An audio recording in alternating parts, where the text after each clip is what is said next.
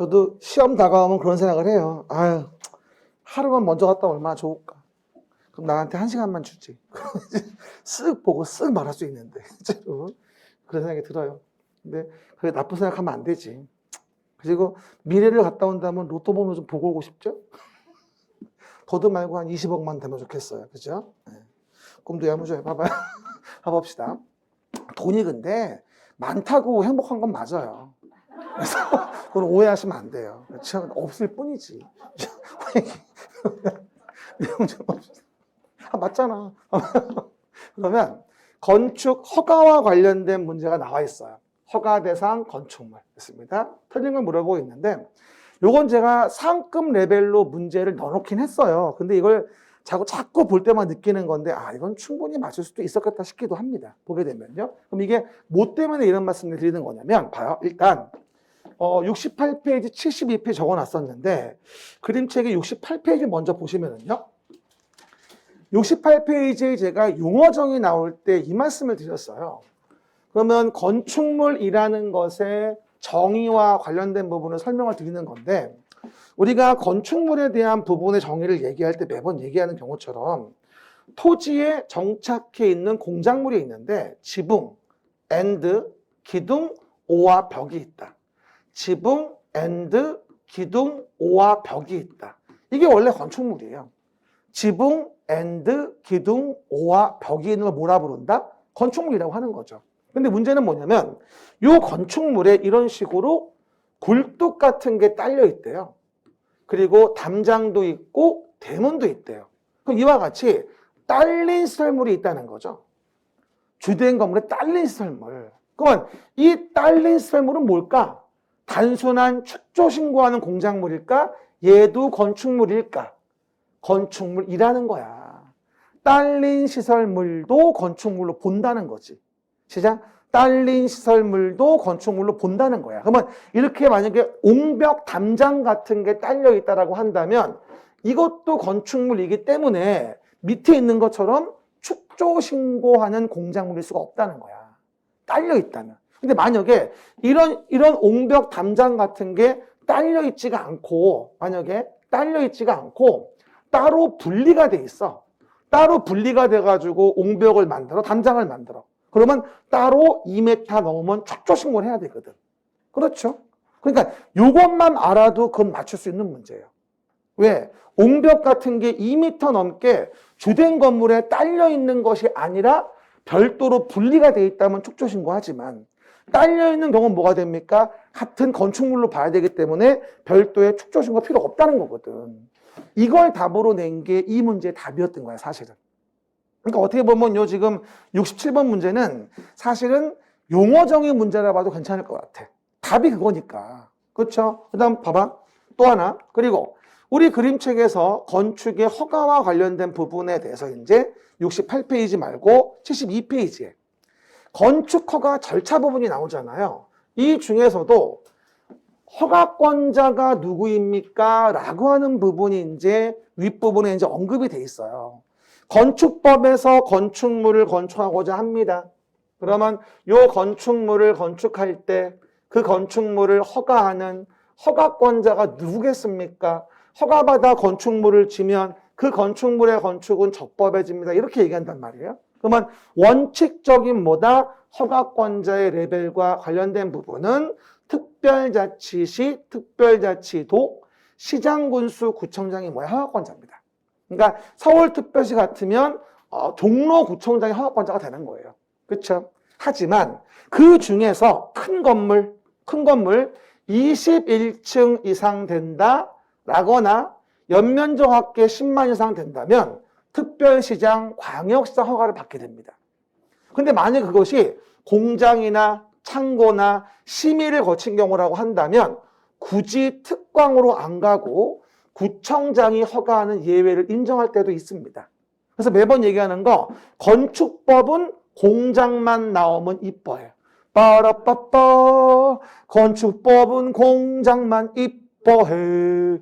빠라빠빠 여러분은 빠빠 자는 것만 좋아해.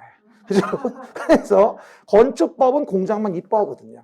그래서 공장과 관련된 부분들이라면 아무리 21층 이상 연면적 합계 10만 이상을 하더라도 뭐하죠? 그냥 구청장 허가를 받게 한다라고 하는 부분이 이 부분에 대한 문제에 대한 내용이었던 거예요. 그죠? 그러면 간단하게 문제 좀 볼까요? 봅시다. 그럼 틀린 거랑 물어보고 있죠? 그러면 봐요. 지금 20층이라고 돼 있어요. 그러면 21층 이상이 아니네요. 아니죠. 그 다음에 5만이죠. 연면적 합계도 10만 제곱미터 이상도 아니네요. 됐죠? 그럼 뭐예요? 그냥 구청장에게 허가받으면 됩니다. 맞죠? 맞잖아. 구청장에게. A 광역시라고 했으니까. 광역시 허가가 아니지. 특광의 허가는 21층 이상이라거나 연면적 합계 10만 이상이니까 광역시장이 아니라 누구한테? 구청장한테 받으면 됩니다. 그리고 답 2번이 답인데 건축 허가를 받은 경우에도 해당 대지를 조성하기 위한 높이 5m의 용벽, 그러면 2m 초과했지. 그러면 축조 신고하는 걸로 보이지만 허가받은 경우래. 그럼 뭐야? 건물에 깔려있다는 얘기야. 그 말은 따로 축조 신고를 할 필요가 없이 그냥 허가받은 걸로 간주해버리는 거예요. 그죠? 왜? 공작물의 축조 신고는 주된 건물에 분리됐을 때 얘기하는 거야. 딸려있는 공작물이면 그냥 건축물인 거야. 그러면 허가받을 때 건축허가에 포함되어 있다고 봐야 되는 거지 따로 축조 신고하는 게 아니라는 거지. 사실 그래서 이 문제는 앞쪽에 이제 공작물 축조 신고 정의를 알고 있냐라고 하는 부분이 같이 물어본 문제라 보여집니다. 알겠습니까? 그리고 오해 말 건 3, 4, 5의 내용은 지금 할 내용은 아니에요. 그런가 보다. 그죠? 그래서 상급 레벨로 배치는 했습니다만 이것도 센스만 있으면 맞출 수는 있는 문제였어요. 따지고 본다면. 그죠? 표정은 그래 센스가 없어 우리가. 그래 알았어. 하기는 없기가 없잖아요. 그죠? 다음엔 괜찮아지겠죠. 그 다음에 68번 봅니다. 이게 바로 그 문제예요. 견본주택 축조에 대한 거. 중개사가 견본주택도 중개를 하나? 사실은 좀 의미가 없어 보이긴 하는데 옛날엔 이거를 우리가 모델하우스라는 말을 많이 썼었거든요. 이거 가지고. 그래서 모델하우스를 이제 항구화한 게 견본주택인데 야, 이 문제 제가 정답 맞출 때 그 법조문을 뒤져보니까 와 정말 지하 100m예요. 안반수야 안반수. 그렇죠? 그 지하 100m에 있는 것도 까다롭게 아주 조건을 구분해 물어본 거라 이건 맞출 수 있는 문제가 아니에요. 버려 그냥. 맞출 수 있는 문제가 아니야. 게다가 다시 나올 가능성도 없어. 그렇죠? 정리만 해주면 옳은 것을 모두 고르래. 일단 견본주택은 대지와 도로와의 관계는 일단 적용됩니다. 견본주택은. 공사용 가설 건축물하고요. 견본주택은 달라요. 뭐라고요? 일반적인 공사할 때 쓰는 가설 건축물하고 모델하우스인 견본주택은 다르단 말이야. 그렇죠. 그래서 적용되는 거 기획은 맞는 거야. 그리고 견본주택 존치기간은 분양 완료일까지다라고 나와 있는데 견본주택이 아니라 공사용 가설 건축물일 때예요. 공사용 가설 건축물일 때. 그래서 공사용 가설을 얘기하는 거랑 니은 번 틀렸고요. 그 다음에 디귿번에 대한 건 뭐다? 아예 규정 자체가 없는 소설이에요. 그렇죠? 이걸 어떻게 맞춰 이거를? 그럼 뭐예요? 옳은 거 1번이에요. 그죠? 맞출 수 없어요. 그냥 쓰레기야. 버리는 문제. 다시 나올 부분 가능성도 없어요. 다시 얘기합니다만 버릴 문제와 챙길 문제를 구분하는 게 여러분에게 아주 중요한 거예요. 그렇죠? 그걸 해야 공부량도 줄고 시험 볼 때 시간도 세이브할 수 있고 점수도 잘 나와요. 그걸 못 고르면 정말로 어려워져요, 문제들이. 알겠습니까? 그 정도. 버리는 거 신경 쓰지 말고. 그 다음에 하급 문제로 언제든 물어본다고 얘기했던 거 뭐다? 75페이지에 있는 뭐하죠? 공개공지 공간. 아니, 대지안의 조경. 조경 등의 조치에 대한 부분을 하여야 하는 건축물을 고르시오라고 나와 있습니다. 대지 면적은 2000이었고요. 제가 이 문제를 왜 나온다고 작년 시험 보기 몇 달 전부터 강조했던 거냐면은 그 해 평가사 문제 이게 나왔거든. 그리고 우리 타이밍상 나올 때가 됐거든. 여러분 그거 아세요? 공법에 많은 내용이 있는데 그게 기출되는 패턴이 있어요. 5년에 한 번, 4년에 한 번, 8년에 한 번 이런 게 있거든요. 그런데 이 조경 문제는 한 4, 5년 꼴 한 번씩 나와요. 근데 선행지표로 평가사에서 나왔기 때문에 저는 거의 100% 확신을 했어요. 이 부분은. 역시나 나왔죠. 알겠습니까? 그런데 올해 또 나오는 건 없죠. 올해는 뭐가 나온다고 이제? 공개공지 공간. 올해는 공개공지가 100%예요. 안 나올 수가 없어요. 32의 문제니까 올해는 이걸 봐줘야 돼요. 그림책의 75페이지 간단 정리해 봅시다. 75페이지 봅니다. 그럼 내용에서 본다면 대지안의 적용 관련된 부분에 대해서는 우리가 200제곱미터 이상의 대지에는 적용 같은 걸 해주세요 라고 이제 언급을 해요. 그래서 200제곱미터 이상 대지에는 쾌적함을 위해서 우린 뭐가 된다? 적용 같은 거 해주라고 얘기하는 거죠. 됐죠? 다만 다음은 예외적으로 적용을 안 할 수 있다고 얘기를 하는 부분이고요. 매번 얘기하는 거 녹관농자. 시작. 녹관농자. 우리 동네엔 나무가 되게 많아. 그래서 또 나무 실 필요가 없어. 그리고 건축법은 공장만 나오면 이뻐하니까 공장은 적용 안 해. 건축법은 공장만 나오면 봐주거든 자꾸. 그리고 공장은 대지 면적 따지면 5,000 미만 얘기하는 거고 연면적 합계 따지면 1,500 미만을 얘기하는 거고 산업단지 안에 공장이면 다 그냥 안 해도 돼. 적용을. 공장도 세 종류가 있는 거야. 대지 면적 따지면 5,000 미만이고 연면적 따지면 1,500 미만이고 산업단지 따지면 다. 이해갑니까? 그리고 내용에서 제가 이런 말을 했어요. 가장 많이 물어본 답 중에 하나 이런 게 있는데 연면적 합계 1,500 미만의 물류시설이에요. 연면적 1,500 미만 물류시설이면 조그마니까 적용 안 해. 근데 이거 나올 때마다 답이 이겁니다. 주거지역과 상업지역은 적용을 해야 되는 거야. 주거와 상업지역은. 왜?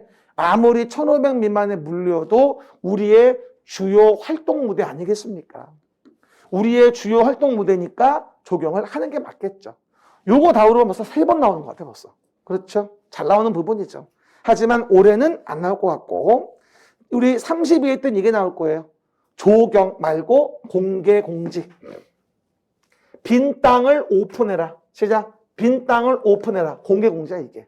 그렇죠. 그래서 이와 같이 종교시설, 판매시설처럼 많은 사람이 모이는 건축물의 용도는 대지 면적이 얼마? 10% 범위 내 공지를 확보하고 이걸 일반에 오픈하는 거야.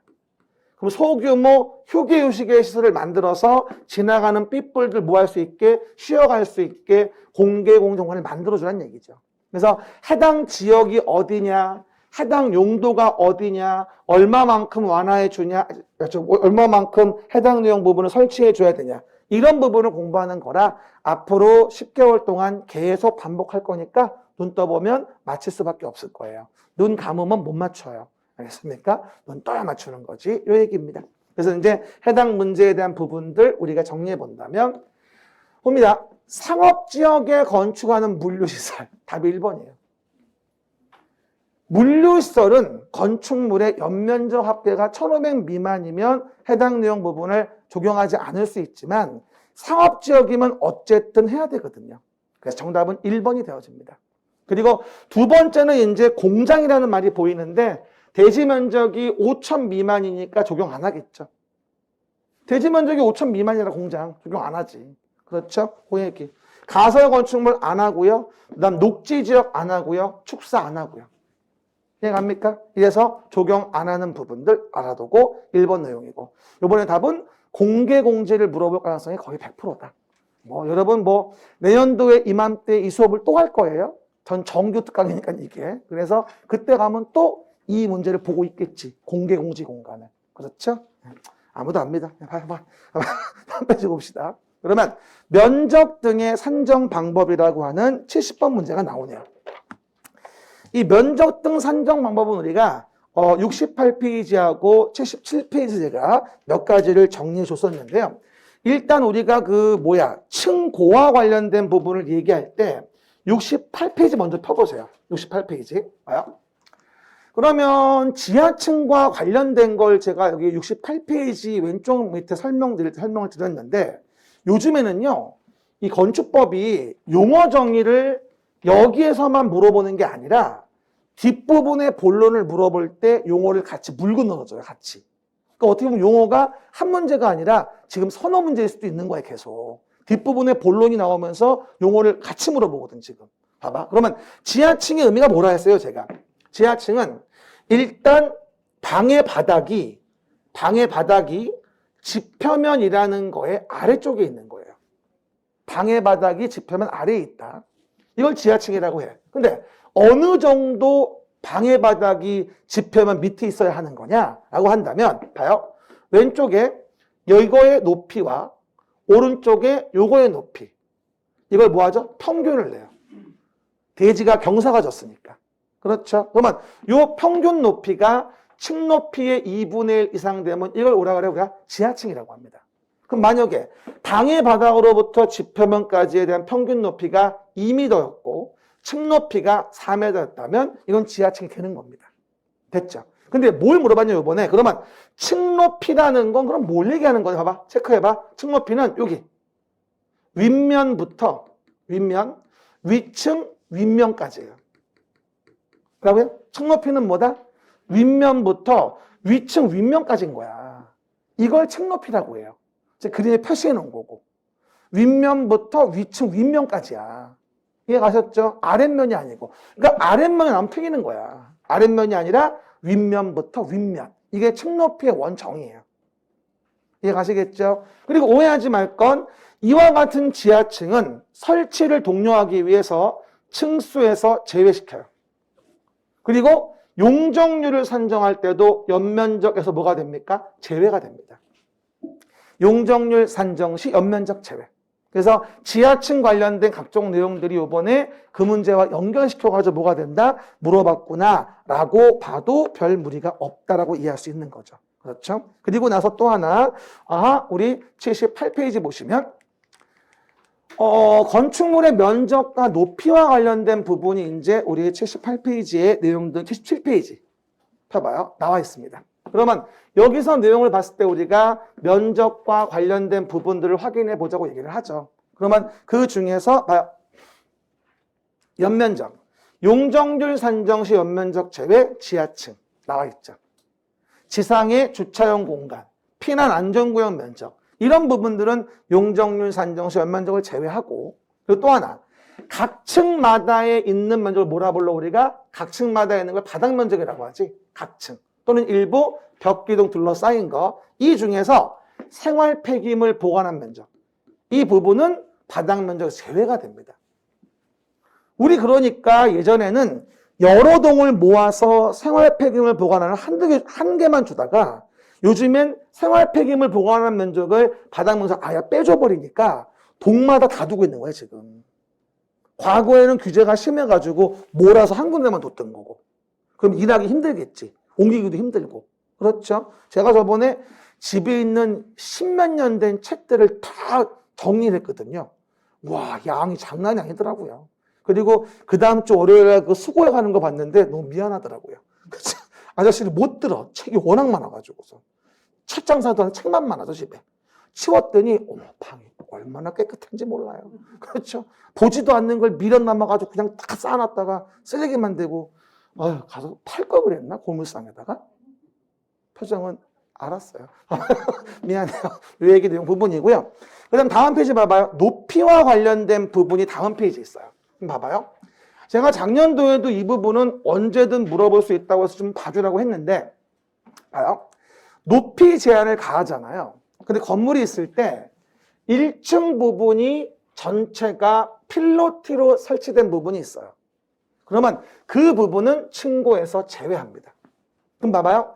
1층 부분이 있어요. 이렇게 1층 부분이. 1층이 있는데 전체가 기둥만 세워져 있고 사방이 개방되어 있는 필로티였던 거예요. 그럼 뭐예요? 이 부분의 높이를 제외하고 나머지 것만 뭐가 된다? 원칙적으로 높이로 본다는 얘기죠. 따지고 본다면. 이 부분 따로 한정해 봐야 되는 거고 어쨌건 1층 전체가 필로티 부분이다. 기둥만 세워놓고 사방도 개방했다면 그 부분 층고를 제외하고 높이 산정을 하게 됩니다. 알겠습니까? 그 부분이 작년 답이었었죠. 그리고 층을 잴 때 지하층은 층수에 안 들어가는 거고 부분마다 층수가 다르면 가장 많은 층수를 건축물 층수로 봅니다. 왜? 그래야 규제가 쉬워지거든. 그리고 또 하나가 층의 구분이 명확하지 않다. 여러분 혹시 지나가다가 피 나오는 건물 보신 적 있으세요? 피 나오는 건물. 주차타워죠. 피 나오는 건물. 그러면 층의 구분이 명확하지 않다면 4m마다를 한 개 층으로 봐줘요. 이걸 뭐라 한다 우리가? 층수라고 하죠. 이거를 한꺼번에 물어봤던 게 그 70번 문제입니다. 알겠습니까? 그 얘기. 그럼 그리고 어떤 분이 물어보더라고요. 선생님, 이거는 A형이에요? B형이에요? A형도 안 맞고 B형도 안 맞는데 순서가 내가 바꿔놓은 거야. C형이야. 여러분 오해하지 말 거. 여러 번 봤던 문제는 목차가 안 맞아요. 내가 목차 맞춰놓은 거야 지금. 안 그러면 왔다 갔다 해야 되잖아. 그래서 여러분 문제 풀 때도 목차대로 문제가 안 나오기 때문에 더 헷갈려지는 점도 많아. 그 연습도 많이 사실 해야 되는 것도. 그대로 안 나오니까. 그렇죠? 그 얘기. 그럼 70번 봅시다. 옳은 것은. 볼게요. 1번 공동주택으로서 지상층에 설치한 생활 폐기물 보관한 면적은 바닥 면적에 산입합니까? 안 합니까? 안 한다.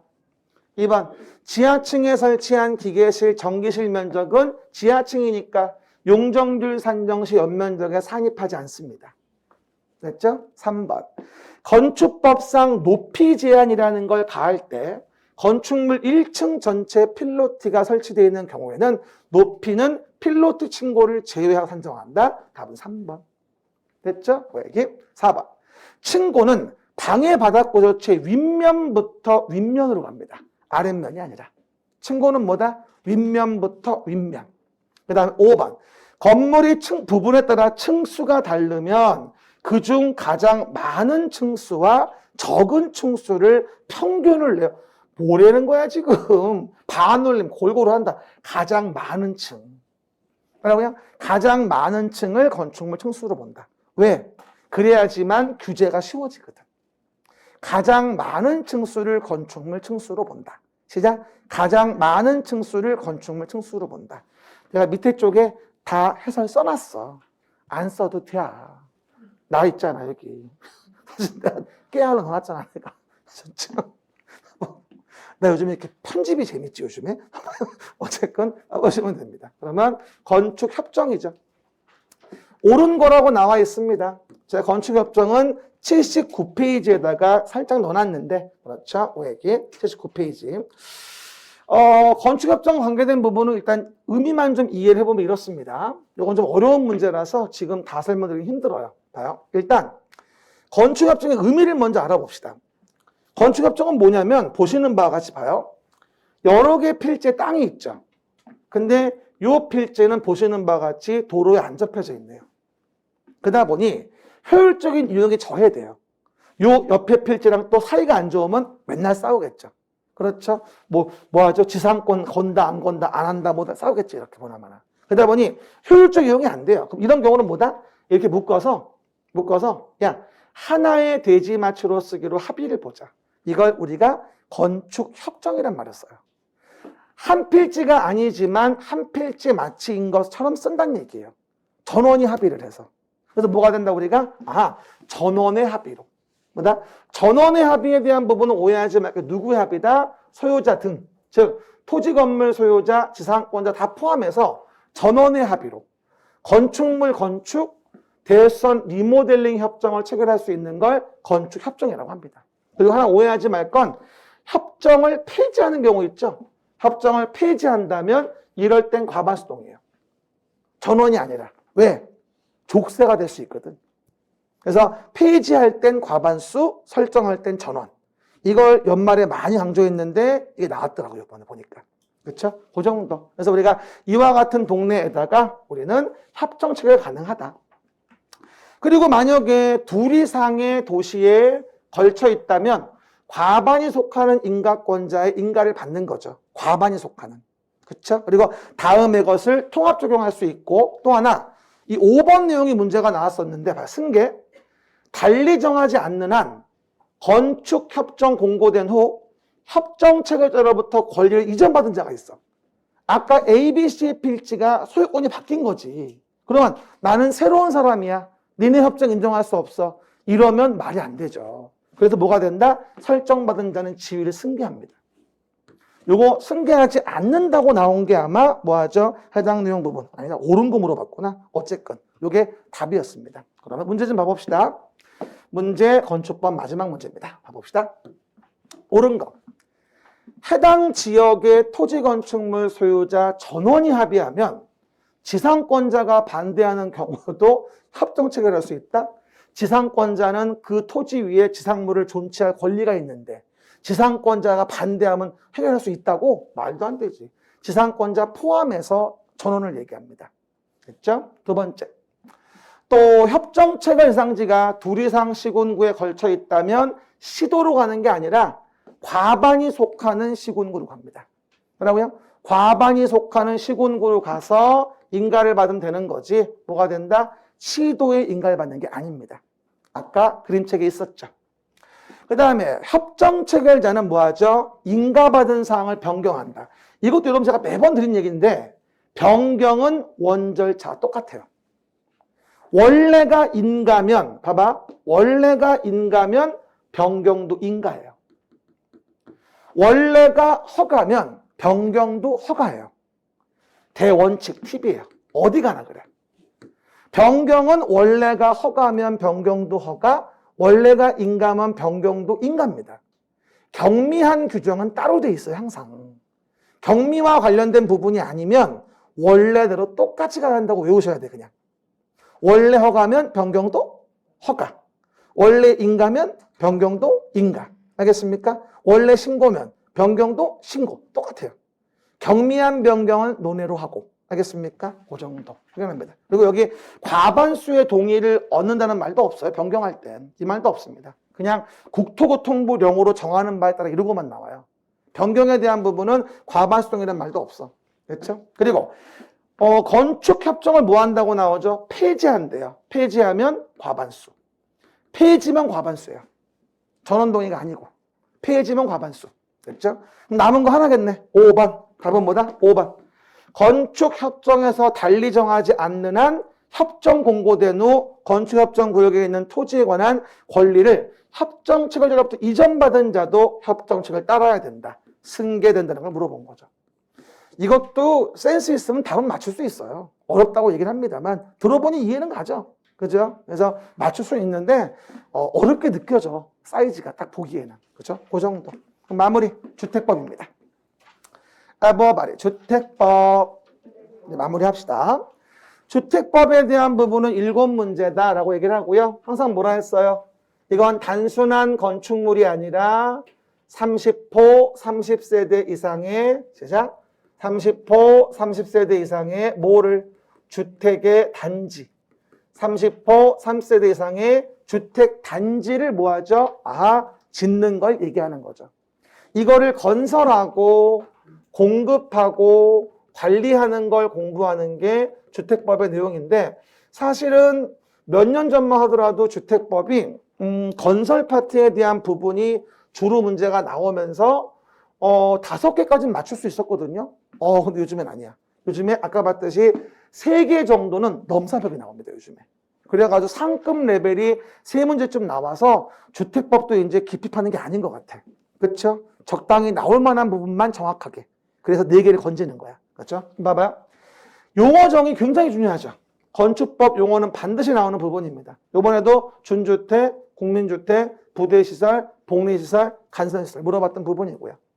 그 다음에 건설 파트가 가장 많이 나오는 부분이에요. 요번에 주택법 봐봐. 건설만 몇 문제야? 5문제가 나왔어요. 그러니까 어떻게 보면 주택법은 건설 파트만 시험 본다 봐도 과언이 아니야. 가장 중요한 게 주택법은 건설 파트다 라고 이해하시면 돼요. 그렇죠? 그 중에서도 우리가 문제를 맞출 수 있는 범주에 대한 거는 주로 이런 부분들, 사업주체, 주택조합 같은 거, 이런 거 공부하는 거, 또 자금에 대한 사채 이런 건데 사업계획 승인 쪽에서 2문제가 너무 어려웠어요. 이번에 너무 깊은 문제가 나왔어요. 솔직히 이번 문제는 특이하게 건축법에 하나, 주택법에 하나, 감리 문제가 2문제가 나왔어 지금. 그래서 이번 출제하신 분은 감리 전문가인 것 같아. 느낌이 그래. 이게 자기가 모르는 문제 못 내거든. 지가 하는 일인 거야. 그러니까 감리 관련된 업무를 하시는 분인 것 같아. 누군지 내가 대충 알겠어. 그렇죠, 여러분? 말은 안 해. 그 정도 확인해 보시면 돼요. 우리 이 학계도 뻔하거든. 내 선배냐, 내 후배냐, 누구냐, 직계냐, 뭐냐, 누구 지도 교수님 다 알거든. 그러니까 이런 취향이 누구인가 대충 안단 말이야. 근데 말하면 안 되지? 조용히 하고. 어쨌건 확인해 보세요. 난 개 싫어해요. 봐봐요. 그래서 보시는 바와 같이 정리할 수 있겠고요. 그 다음에 주택의 공급과 관련된 부분이 놀라운 사실. 한 개도 안 나왔어. 원래 이 부분 문제가 하나에서 두 개 나오거든요. 안 나왔어요. 그렇죠? 그래서 요번에 32회 때는 아마 이 부분에서 한두 개 나올 걸로 예상이 되어집니다. 공급 파트. 그렇죠? 그 다음에 리모델링에 대한 거 한 문제가 나오긴 나왔어요. 관리 파트의 문제는 리모델링밖에 없거든. 근데 리모델링에 대한 부분은 요번에 좀 어려웠습니다. 쉬운 질문 2개하고 어려운 질문 3개 섞여 있어가지고 그냥 쉽게 고르긴 쉽지 않았었을 거야 아마. 그래서 상급 레벨 문제로 분리하고 3개는 상급, 중하급에 2개씩 해도 문제가 나왔다. 그래서 얼마든지 4개는 건질 수 있다 라고 하는 부분을 얘기하는 거예요. 그러면 문제 봅시다. 72번 정말 하급이죠. 용어 정의에 대한 부분의 하급. 그래서 반드시 우리가 챙겨둬야 될 문제입니다. 그럼 봐봐요. 용어에 대한 설명, 그림책은 83페이지에 일단 언급이 되어 있습니다. 됐죠? 제가 이걸 일부러 얘기를 해주는 거야. 페이지 적고. 거기 있다고 알려주는 거야. 그렇죠? 그러니까 그림책 믿어도 된다라고 내가 증명해 주는 거야, 지금. 내 말인 뜻은. 이 목적은 뭔 줄 알아? 그래서 하는 거야, 사실. 여러분 믿으라고. 자꾸 처음에는 그림책이 얇으니까 이걸로 돼? 라고 의심된단 말이야. 근데 그렇지 않거든. 충분히 마실 수 있다고. 그렇죠? 그 얘기. 첫 번째. 다중생활시설은 준주택에 해당하지 않을까? 않긴 뭘 아나. 5단옥이 준주택 됐을까? 몇 번 얘기해. 5단옥이 그 다가 다중생활시설이야. 그렇죠? 그러면 바쁘지만 83페이지 그림책 한번 봐줄게요. 봐요. 봅니다. 그럼 우리가 주택법의 용어가 나오는 부분에 대해서 이제 오른쪽 페이지 이렇게 준주택의 부분이 이제 언급이 돼 있을 거예요. 설명드린 바와 같이 주택은 아닌데 주택으로 쓰여요. 이걸 준주택이라고 해요. 오피스텔, 다중생활시설, 노인복지주택, 기숙사. 이게 준주택이야. 5단옥이 준주택 됐을까? 5단옥이 준주택 됐으네. 넌 5단옥이 해봐. 힘들어. 뭐라고요? 5단옥이 준주택. 5단옥이 준주택. 오피스텔, 다중생활시설. 가끔 물어보는 분이 있더라고요. 다중생활시설이 뭐예요? 옛날 말로 치면 고시원 같은 거예요. 고시원 같은 거. 요즘엔 그래서 고시원에 고시생이 없어요. 그죠? 옛날처럼 고시생이 없단 말이야. 잠깐 생활이 어려워진 분들이 기거하는 곳으로 좀 변질됐거든요. 그러다 보니까 지금은 다중생활시설로 좀 이름을 바꿨습니다. 그래서 해당 내용 보시면 되고요. 그 다음 우리가 주택을 분류할 때 매번 얘기하는 게 자금이라는 걸로 주택을 분류해 보자면, 이것도 PDF 파일 깨졌네. 뭐라고요? 자금으로 분류해 보자 우리는 국민주택이라는 것과 뭘로 민영주택이라는 걸로 구분해 볼 수 있어요.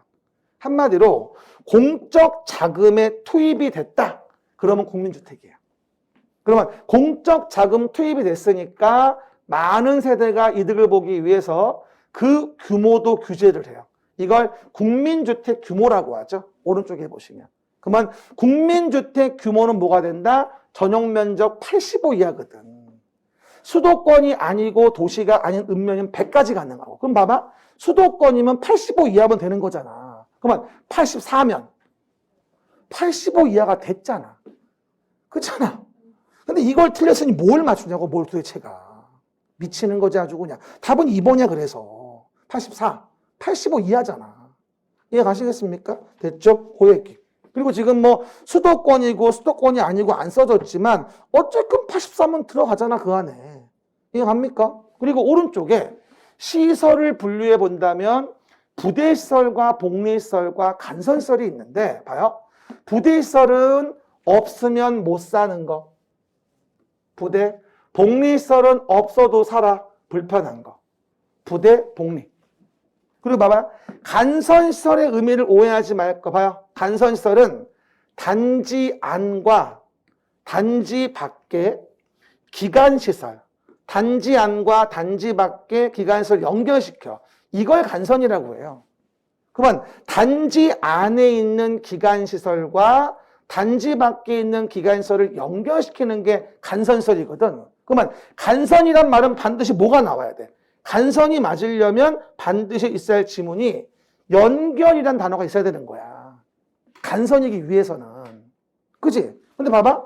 주택단지 안의 기관시설을 밖에 있는 기관시설의 같은 동종에서 연결시키는 거야. 그럼 지금 나와 있는 뭐야? 도로, 상하수도, 전기가스, 통신, 지역난방은 그냥 기관시설인 거야. 단지 안의 기관시설과 단지 밖의 기관시설을 연결시키는 게 간선시설이지. 연결이란 말이 없잖아, 거기. 이해갑니까? 간선시설이란 말은 연결이란 말이 있어야 되는 거야. 그래서 이 지문도 오해하기 쉬웠어요, 사람들이. 이 문제가 주택법 중 제일 쉬운 문제였는데 그걸 놓치니까 답이 없는 거야. 이거 3번 답하신 분이 굉장히 많아요. 이 문제 나왔을 당시에. 아마 여러분도 있을 거야, 3번 쓴 사람이. 그렇죠? 됐습니까? 그거 이해하시고요. 그러면 문제 내용에서 확인 좀 해봅시다. 갑니다. 2번.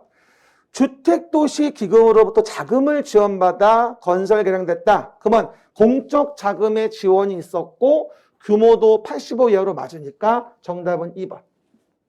요거는 연결이라는 말이 안 써 있어. 도로, 상하수도, 전기, 가스, 통신, 지역난방이면 이건 그냥 기관시설이야. 그래서 간선이 아니라 기관시설. 단지 안의 기관시설과 단지 밖의 기관시설을 연결시키는 게 간선이야. 연결이란 말이 없지. 단순한 기관시설인 거야, 이거는. 그렇게. 그래서 요 문제는 요것 때문에 실수하신 분이 많더라고. 그 다음에 방범설비는 뭐다? 당연히 없음 못 사는 거라 부대시설이고요. 주민공동시설은 없어 살 수는 있어. 불편할 뿐이지. 복리시설. 부대시설은 뭐라고? 없으면 못 사는 거야. 복리시설은 없어도 살지만 불편한 거야. 그렇게 이해하시면 돼.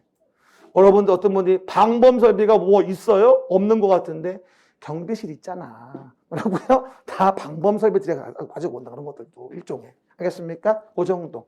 솔직히 말하면 제가 아파트 관리소장으로 7년 정도 일을 했었어요.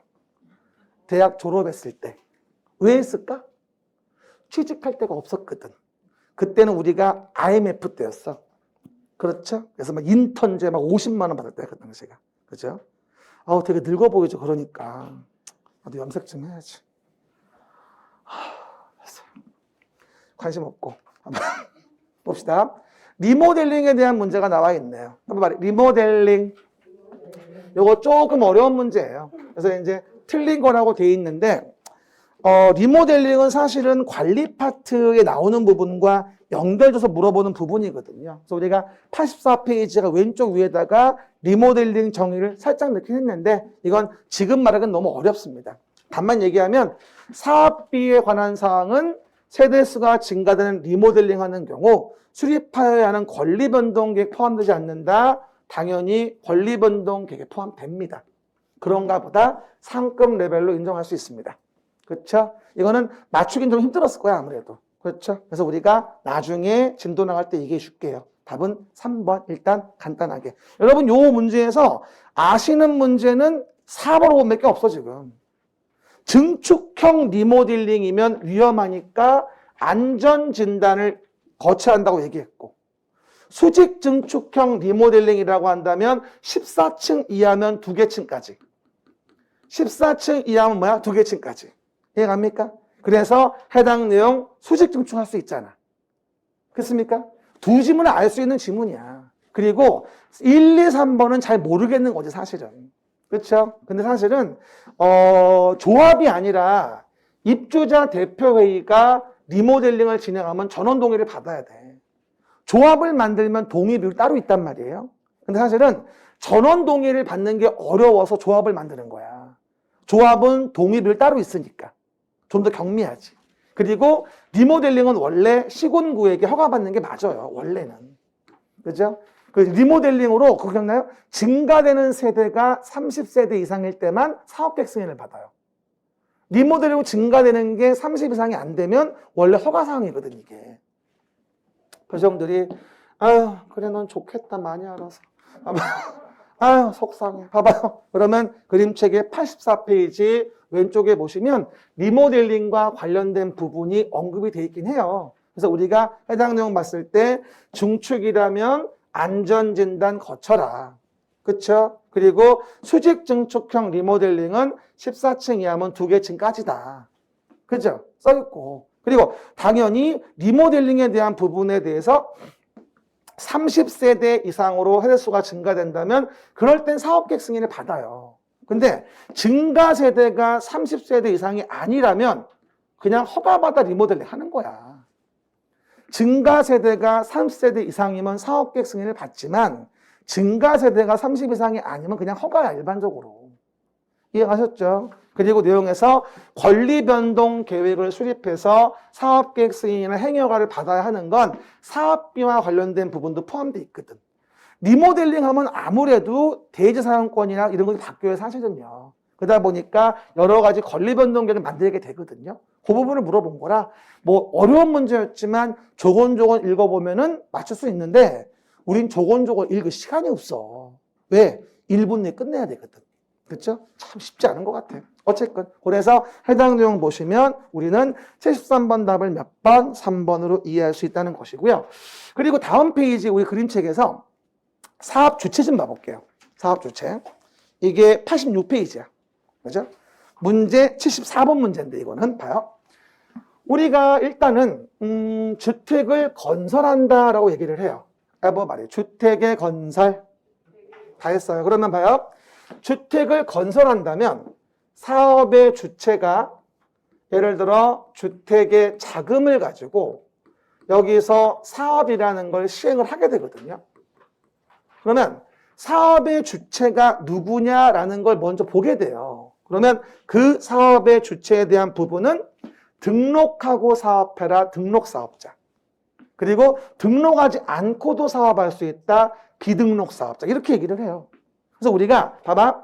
연간으로 봤을 때 20채 이상 진다면 현대건설 등 등록하고 해야 돼요. 누구에게? 국토교통부 장관에게. 20채 이상을 저 연간 그러면 국장에 등록을 하고 해야 되는 거야. 사실 어떻게 본다면은요. 참 집 많이 짓지 않는 조그만 업자까지도 관리를 하는 거야, 정부에서. 봐봐. 현대건설이 서울에만 졌나? 제주에도 있고 부산에도 있나? 다 있잖아. 그러니까 국장에게 등록인 거야. 하지만 다음 회사는 뭐다? 등록하지 않고도 할 수 있는데 그 비등록의 대표가 공공인 거야. 그러면 토지주택공사 공공이잖아. 국가지방자치단체 토지주택공사 지방공사면 등록 의무가 없다니까? 공공인자가 뭐하러 등록을 해? 이해가셨죠? 이것만 알아도 그 문제는 풀 수 있었어. 74번은. 그렇죠? 공공의 자는 등록할 의무가 없다는 거야. 시작. 공공의 자는 등록 의무가 없다. 또한 민간자인데도 등록하지 않는 경우도 있긴 하다. 뭐 주택조합과 직원들을 고용하는 고용자. 근데 이런 경우는 이미 등록된 사업자와 공동으로 하는 경우에만 등록하지 않을 수 있어요. 우리 그래가지고 주택조합에 대한 부분을 봤을 때 이 주택조합은 무슨 지역주택조합 더하기 서희스타일스, 서희건설 공동으로 하지. 현대건설하고 어디 지역주택조합 공동으로 하지. 이렇게 간접적인 규제는 가겠다는 얘기야. 공동으로 하지 않으면 등록을 해야 돼. 민간적일 땐. 하지만 공공의 자는 뭐가 된다? 그 특성 자체가 공공이니까 등록 의무 자체를 부여하지 않습니다. 알겠습니까? 이게 바로 그 문제의 핵심이었어요. 이 문제는 충분히 맞출 수 있습니다. 봐봐. 다음 문제. 그러면 74번. 봐요. 주택건설 사업자 등에 대한 설명이다. 옳은 것을 또 나왔네. 이 문제 스타일 아주 그냥 전형적이죠. 세 가지 쳐 넣고 고르시오. 그렇죠. 쳐라고 하면 안 되지. 고르시오. 그렇죠? 그럼 봐요. 기획번. 이 문제는 내가 볼 때는 기획번을 아는 게 핵심이야. 토지주택공사면 공공이지. 등록해야 할 이유가 없어요. 토지주택공사면 공공이니까 등록의 의무를 부여하진 않아요. 그러면 옳은 것을 고르라고 했으니까 기획번은 다 아웃이야. 한 방에 2개밖에 안 남아. 땡큐. 감사하지. 그렇죠, 여러분? 그 얘기. 그리고 봐봐. 아까 말씀 안 드렸지만 리모델링 주택의 조합에 대한 부분이 뭐하죠? 해당 내용의 공동사업 주체와 관련 부분에 대해서는 세대수를 증가하지 않는 뭐하죠? 리모델링일 때는 공동사업주를 할 수가 없습니다. 세대수를 증가한다면 공동사업주를 할 수 있겠지만 리모델링은 기존 집을 부시고 짓는 거잖아요. 아니, 기존 집을 대선 내지는 증축을 하는 거예요. 부시는 게 아니란 말이야. 그래서 리모델링은 새로 신축이 아니야. 그래서 리모델링은 원래는 뭐다? 공동사업주체가 안 돼. 세대수가 증가되지 않는 이상은. 이해됩니까? 그러다 보니 세대수가 증가하느냐 아니라 증가하지 않는 리모델링 주택조합은 공동사업체가 할 수 없게 됩니다. 그렇죠? 증가하느냐 아니라 증가하지 않느냐라고 나와야 돼요. 그죠? 그러면 니은번이 일단은 틀렸구나라고 알 수 있겠지. 니은번이 뭐다? 일단은 해당 내용 부분이 뭐다? 틀렸구나 알 수 있잖아. 그만 봐봐. 옳은 거 오르라고 했지? 니은 틀렸어. 남는 거 2번밖에 없어. 이해갑니까? 뭐라고요? 남는 건 뭐가 된다? 2번밖에 없다. 옳은 것을 모두 고르시오. 그러면 기읍번 틀렸지? 니은번 틀렸지. 디귿은 뭔지 모르겠으나 남은 게 한 개밖에 없으니 답인 거야.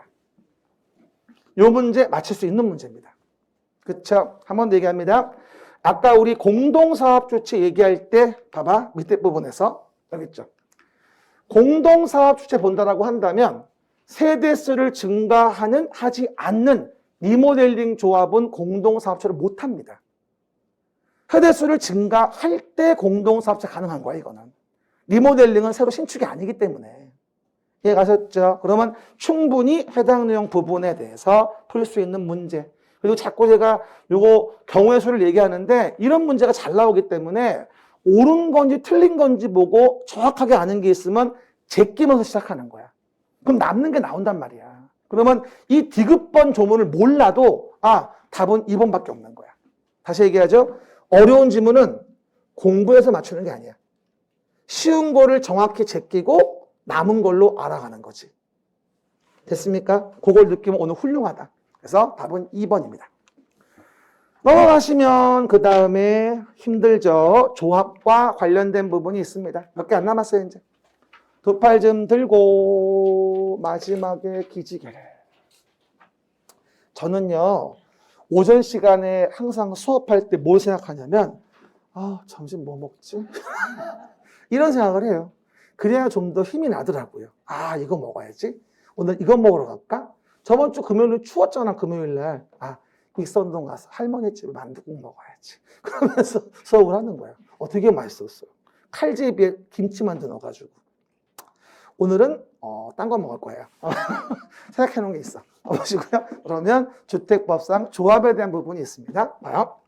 그러면 지역주택 조합이라고 나오고 주택법의 조합은 무주택자들이 주택을 공급받을 수 있게 하는 걸 도와주기 위한 거예요.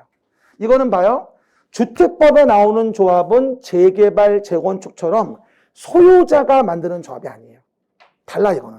무주택자들 위주로 모여가지고 저기요 우리도 새 집 좀 얻고 싶어요. 그러니까 우리 집 지을 수 있게 좀 하면 안 될까요? 그러면 니네들이 집 질 땅 구해와. 그래서 집을 짓고 우선 공급 받게 해줄게. 니네가 모여서 만든 거니까. 이렇게 얘기해 주는 거예요. 이거는 재개발, 재건축처럼 소유자들이 모여서 하는 게 아니야. 자기 지분을 내는 게 아니라 무주택자들이나 85 이하 한 채 가진 자들 모여가지고 뭐가 된다? 만든 조합으로 주택을 우선 공급받게 한 단체라고 이해하시면 돼. 달라. 일반적인 재개발, 재건축하고는. 알겠습니까? 그 얘기. 그러면 요 AB라는 자가 봐봐. AB라는 자가 무주택자로서 조합원이 됐어. 그치? 그러면 얘들은 지금 이 조합에 가입하면서 2천만 원 정도 조합원 가입비만 내고 가입한 거야. 이 집값의 10억, 20억을 다 낸 게 아니라 2천만 원 정도만 돈 내고 그 지역에 6개월 이상 거주한 자들 중에 모여가지고 만든 단체거든? 그러면 얘들은 집을 얻은 게 아니야. 고작 2천만 원 주고 주위를 산 거지 지금. 그러면 이 지위를 막 팔면 어떻게 될까? 투기 문제가 엄청나게 생겨요. 그래서 조합 설립의 인가 후에는 이 조합원의 지위를 신규 가입하게 하거나 교체할 수 없게 합니다. 이건 재개발, 재건축하고는 달라. 지금 투기관을 주고 존부를 떠나서 안 되는 거야, 이건 아예. 이해가십니까? 그러다 보니 다만 예외적으로 결혼이 생겼으면 결혼 범위 내에 충원할 수 있는 예외가 있다 라고 설명을 드리게 되고, 그게 시험 나왔던 게 요번에 문제였던 거야. 요것도 타이밍상 나올 때가 됐었지. 87페이지 오른쪽 위에 좀 봅니다. 87 오른쪽 위 봅시다. 요거죠. 신규 가입 교체를 금지한다. 시작. 신규 가입 교체를 금지한다. 하지만 조합 설립의 인가 후에 신규 가입은 금지하겠지만 예외적으로 결혼이 생긴 범위 내에서 충원할 수 있는 경우 등이 있다. 뭐 사망했는데 어떻게 할 수 없는 것이 뭐. 아버님이 조합원이셨다. 돌아가셨다. 어쩔 수 없죠. 이럴 땐 상속받는 자의 자격도 안 따집니다. 이거는 상속받는 자가 집이 있어도 관계없어요. 사망하는 것이기 때문에. 그리고 또 하나가 탈퇴 등으로 50% 미만이 되거나 건설 예정 횟수의 변경으로 50% 미만이 된다. 이런 경우라면 충원되지 않으면 주택건설 대지를 땅을 살 돈을 모을 수가 없어요. 너무 조합원이 없으니까. 땅 살 돈을 만들어야 될 거 아니야, 기본적으로. 이게 소유자가 된 게 아니기 때문에. 그래서 50% 미만돼 탈퇴 등으로 건설 예정 세대가 변경돼서 그럼 뭐가 된다? 충원 가능하다. 이건 예상했던 문제. 그래서 충분히 맞출 수 있는 문제였습니다. 그러면 간단히 문제 볼까요?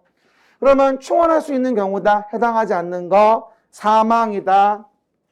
무자격자 판명됐다.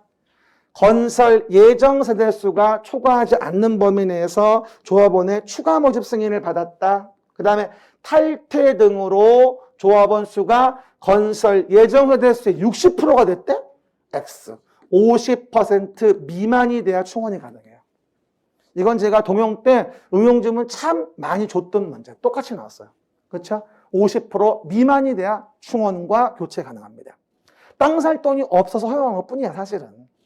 그 다음에 마찬가지로 사업계획 승인 과정에서 주택건설 예정 세대가 변경돼서 조합원 수가 세대수의 40%가 됐다면 50% 미만이 됐으니까 충원 가능하다라고 설명할 수 있겠죠. 정답은 4번. 이건 맞출 수 있는 문제입니다. 됐고요. 다음 문제 봅시다. 76번입니다. 이것도 과거의 기출 그대로 나왔어요. 주택상환사채. 89페이지 오른쪽에 있겠죠? 89페이지. 입니다. 아까 얘기했죠? 사업의 주체가 주택의 자금으로 사업을 진행하는데 그 주택의 자금의 대표 사이즈가 바로 주택상환사채예요. 왜? 집 질 돈이 없으니까 여러분 저 집 질라고 하는데요. 돈이 없네요. 여러분이 돈 좀 땡겨줘 봐요. 대신 제가 증서를 줄게요. 그게 주택상환사채예요. 그러면 집값을 사채 주고 먼저 받는 거야. 그리고 나중에 채권 가져오면 집값 바꿔주는 거지. 주택상환사채. 그렇죠? 그러면 89페이지 맨 밑에 왼쪽 밑에 뭐라고 나와요? 아, 등록사업자 등록이 말소가 됐어도 주택상환사채는 효력을 잃지 않습니다. 왜? 보증받았거든요. 왼쪽 위에 보시면 등록사업자인 현대건설이 채권 발행할 때 보증을 받아야 돼요. 부도날까 봐. 보증받았으니까 등록사업자 등록이 말소가 돼도 왼쪽 맨 밑에 당연히 그 등록이 말소가 돼도 사채 효력은 유지될 수밖에 없는 거죠. 그러자고 보증을 받은 거거든. Understand? 근데 이거는 25회 때 나왔던 지문이 그대로 나왔어요, 거의. 요번에 문제 내신 분은 확실히 과거의 기출을 상당히 많이 참고했어요. 그리고 개정된 건 잘 모르겠으니까 개정됐나 안 됐나만 확인하고 낸 것 같아. 느낌이 그래. 그렇죠? 별로 이렇게 많이 아는 냄새는 안 나. 솔직히 문제들이. 그렇죠, 여러분? 이 많이 하시는 분들은요. 문제가 굉장히 럭셔리해요. 사례도 많이 들고 그러는데 그런 것 같지는 않아. 어쨌건 답은 5번이고 또 나올 확률은 저는 없다고 봐요, 이제. 이거 한 번 나오고 나면 5년 걸려야 돼. 그러니까 35회 정도? 그때 시험 우리 안 볼 거 아니야. 다 됐으니까. 그때까지 가면 큰일 나. 봐봐.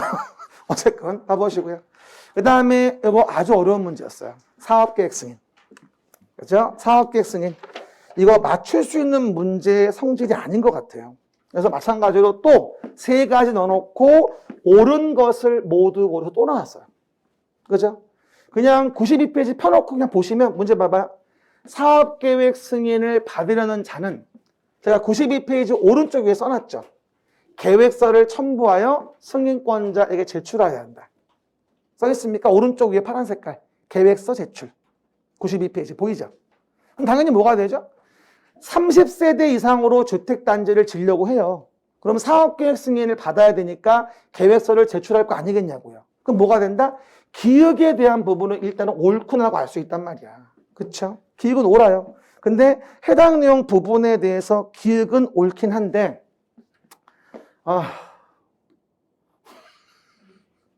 속상해. 그죠? 이 보기부터 마음에 안 들어 지금 일단. 그렇잖아. 이거 맞추기 힘들어.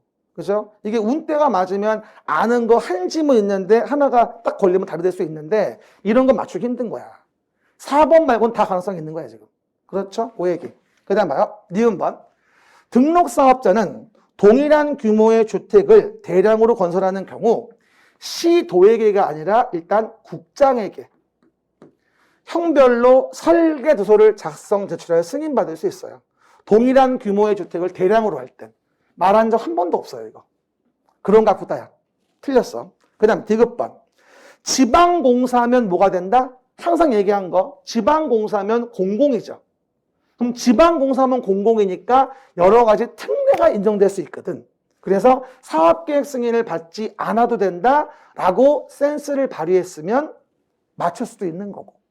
국가지방자치단체, 토지주택공사, 지방공사는 공공의 사인방이라고 해서 여러 가지 특례가 인정되거든, 사실은. 그래서 이거 옳은 거 고르시오 답은 사실은 기획디귿이에요. 근데 이거 센스를 발휘하면 맞출 수 있지만 센스를 발휘하기는 좀 어려운 문제. 좀 너무 사이드를 물어봤어요. 그렇죠? 맞추기 어려운 문제입니다. 답은 3번. 넘어가시면 이것도 그림책이 아예 있지도 않아. 한마디로 쓰레기야. 또 나왔어. 감리. 왜 뭐래? 이건 분명히 감리 관련 업무를 하신 분이야. 그렇죠? 이 감리가 뭐가 중요하다고 됐어, 이거를. 그리고 여러분, 한 가지 팁을 드리면요. 옳은 거를 마찬가지 모두 고르래지. 근데 모르겠으면 숫자 나와 있는 거 일단 의심해야 돼. 진짜야. 나 같아도 문제 낼 때 귀찮아서 숫자 나와 있는 걸 많이 고치거든. 그건 인간의 심리야. 그러니까 잘 모르겠으면 숫자 나온 게 뭔가 아닐 것 같다. 생각을 한번 해봐. 그죠? 그러면 사업계획 승인권자는 감리자가 업무 수행 중 위반 사항이 있음을 알고도 묵인한 경우는 감리자에 대해서 1년의 범위 내에서 지정을 제한할 수 있어요. 이걸 어떻게 해요, 우리가? 못 외워. 근데 일단 모르겠으면 기간 나온 게 틀렸구나라고 봐도 무리가 없어.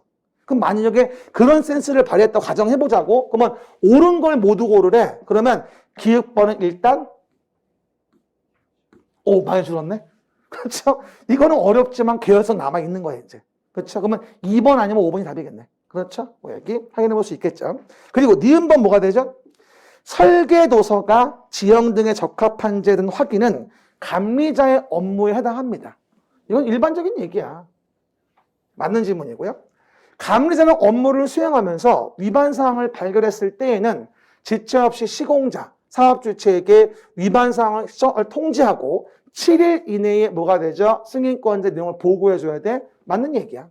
그래서 어쨌건 답은 5번. 니은 디귿 옳은 걸 고르시오. 근데 맞추기는 상당히 어렵다. 그래서 77, 78은 맞출 수 있는 문제가 일단 아니에요, 사실은요. 그런가 보다. 다시 나올 확률도 거의 없어요. 그래서 챙겨서 공부할 사항이 아니야. 버리는 거야. 아셨죠? 그 정도. 그럼 마지막으로 농지법 간단히 봅시다. 농지는 몇 문제가 나온다? 2문제가 나오는데 요번에 재밌는 건 용어정의 챕터에 대한 문제가 한 개도 안 나왔다는 점. 그죠? 원래 용어정의 쪽은요, 맨날 얘기하지만 농지, 그 다음에 농업인, 요거를 물어보는 게 일반적인 패턴이거든요. 그래서 한 문제씩은 나왔는데 요번엔 용어가 한 개도 안 나왔어요. 그래서 요번에 32회 때서는 농업인을 추천드립니다. 그죠? 농지가 30회 때 문제였었거든. 농업인 추천. 그리고 농주의 소유 파트도 한 개도 안 나왔고요. 소유 파트도 몇 가지 볼 게 있습니다. 그리고 요번에 물어봤던 건 농지 이용 문제에서 임대차. 요 임대차 기간이 바뀌었거든, 사실 이게. 그래서 우리가 농지 임대차 기간에 대한 부분과 다년생 식물의 재배지에 대한 임대차 기간, 그거에 대한 부분이 개정돼가지고 문제가 나왔던 거예요. 원래 농지 임대차 기간이 3년이거든요. 근데 다년생 식물의 재배지 같은 경우는 5년이거든. 근데 요거 나온다고 항상 강조했는데 그대로 문제가 나왔어요. 그래서 거의 뭐 그냥 맞췄죠. 다년생 식물의 재배지 10년 아니라 5년이야, 5년. 그쵸? 그 얘기. 그리고 농업진흥지역 농지 보존을 위한 건데 이건 그냥 거저 준 문제죠. 농업진흥지역은 녹관농자에 정해요. 녹관농자. 그런데 녹지지역 중에서 특별시의 녹지는 도시용지로 공급될 가능성이 높아서 빠지거든요. 그래서 특별시의 녹지를 제외해서 요게 답이었어요. 요것도 과거 기출 그대로 문제가 나왔던 부분이에요. 됐습니다. 그 정도. 그래서 요 두 부분 문제가 나왔다고 이해하시면 됩니다. 그러면 내용에서 다음 페이지 그림책은 102페이지 맨 마지막 페이지죠. 농지 임대차. 옳은 틀린 거라고 나오죠. 그럼 답만 봅시다. 4번. 농지 임차인의 농작물의 재배시설을 위한 비닐하우스. 요거는 다년생 식물의 재배지와 같은 걸로 봐줍니다. 시설 들어간 거니까. 그러면 비닐하우스를 설치한 농지의 임대차 기간은 뭐다? 10년 이상이 아니라 5년 이상입니다. 다년생 식물의 재배지와 같은 걸로 봐줘. 비닐하우스 같은 시설 들어가는 거는. 그렇죠? 많이 얘기했던 부분입니다. 나머지 읽어보시고. 그 다음에 내용에서 뭐가 되죠? 아하, 마지막 내용의 80번. 농업진흥지역이라는 것을 지정할 수 없는 지역은 특별시의 녹지. 왜? 도시용지로 공급될 가능성이 높으니까. 특별시의 녹지를 제외한 녹관농자. 시작. 특별시의 녹지를 제외한 녹관농자. 한마디로 뭐가 되냐면요. 용도지역은 도관농자. 용도지역 이랬고 뭐하죠? 도시지역은 다시 주상, 공록, 도시지역 이랬잖아. 이 중에서 농업진흥지역을 정할 수 있는 건 여기 녹관농자 정할 수 있는 거야. 됐죠? 그리고 녹관농자에 정하면 그 녹지지역일 때 여기 특별시의 녹지지역만큼은 안 돼. 왜? 도시용지로 공급될 가능성이 높아서. 그렇죠? 이 부분이야. 올해 농지법은 거저였어요. 그 두 문제를 그냥 맞출 수 있었습니다. 어쨌든 분석해 놓은 부분과 같이 우리가 어떤 부분에 대한 부분을 공부할 것인가 마무리합시다. 그럼 봐요. everybody 정리. 마무리. 공법 40문제 중에서 상급 레벨 몇 문제? 12개. 중급 문제 16개. 하급 문제 12문제에 대해서 여러분이 작년 시험본 교재를 가지고 시험본 문제지를 가지고 다시 한번 얘기해요. 하급 문제 12문제를 실수 없이 맞췄나 이걸 먼저 확인해 보세요. 그리고 그게 아니라면 어떻게 판단하자? 내가 기본을 충실하지 않았구나. 정확히 못 외웠구나 라는 부분을 간파하시면 됩니다. 아마 대부분은 그럴 거예요. 그리고 중급 레벨의 문제에 대한 부분 적어도 8개 반은 건져줘야 됩니다. 한번 세보세요. 중급 문제 몇 개 맞췄나. 그리고 찍어서 맞춘 게 몇 개지도 검토하세요. 찍어서 맞춘 게 몇 개인가? 왜? 그만큼은 맞출 수 있다는 거야. 본인이 잘못 찍었으면 한 개도 못 맞았을 것이고. 알겠습니까? 없는 번호 골라 찍는 거 분명히 연습해야 되는 거고. 이게 우리가 올해 전략이에요. 오늘 일요일 날 너무 수고하셨고요. 다음 주에는 도시개발법으로 만나볼게요. 여러분 수고하셨습니다.